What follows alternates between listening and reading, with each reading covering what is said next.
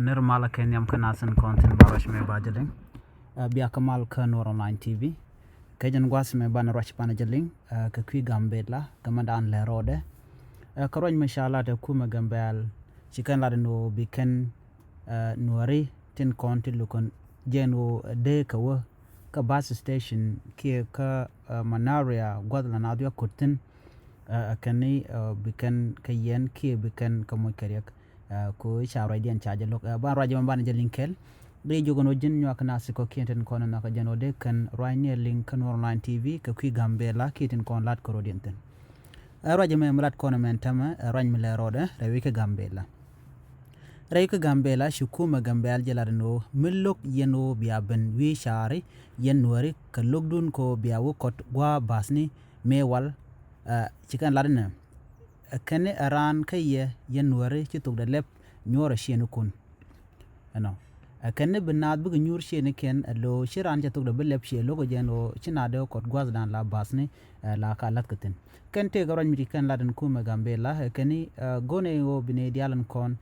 tintere gambela big barar ki big protest ke de big demonstration bikana lat ko bikana blarno mena kot ka bas e wal ke gwad dana na kutin ka manare e wal gwa ko de mela no la kana kutin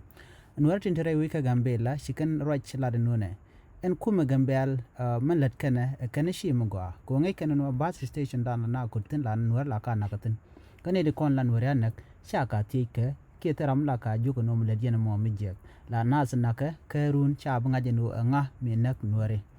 kane shine bu kot gwas ndanan te basnetin kon gwas mi tieka ka ber ke jan gwadan la ber la kan nuer la kan ga wian nekten ka kuji mo shine bu ka bus station e wal mala manaria men dor ber tong mi bene te ka new land gwas dana na da kutin ci kuma gambal je gujen no she chong kane yen pangun yen nuere biya kot gwa basni me wal ko ci kuma jalar enono cikaraj mo cikan la no kamlog yena biatre shine kun duno ramo to le baje yen ke baje mo karek kuma gambel ana mo raj mi cikan la ala gambel chuje ka jan gwasme ala ne dial kon tente ka transport ne kon te torbel te kadien kana wo yalan tin kon la yal ne ber men kuma ba yo ken kan ka je kan den kon kula kot ka basni tin kon te ka tin kamanari andana tiek ka dorbar en gwas mi jan la yola ka jigutun antam ci yo ci gatel ko runa na makeli ko yo dial tel real le lutong mi ena me jaga kuma gambal ko be kana larno ci nuare ci kana ma ci kana delat ka ci kana ladno e ne jeng ne kona ka yen nuare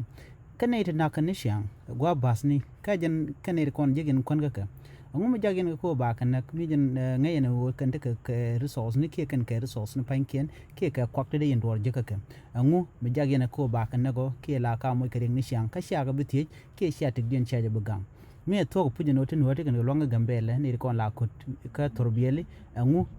ngot kan kami nakkan nuaremo ka shi kuma gambel shi ka roch ka kwidien ne me jen la na choda la tama cikan warga gorno eden nuare de kan yakut ka bus station ke kamanaria nomo chai chuluk ane kola nuare ke nur community interai weka gambele anta mongode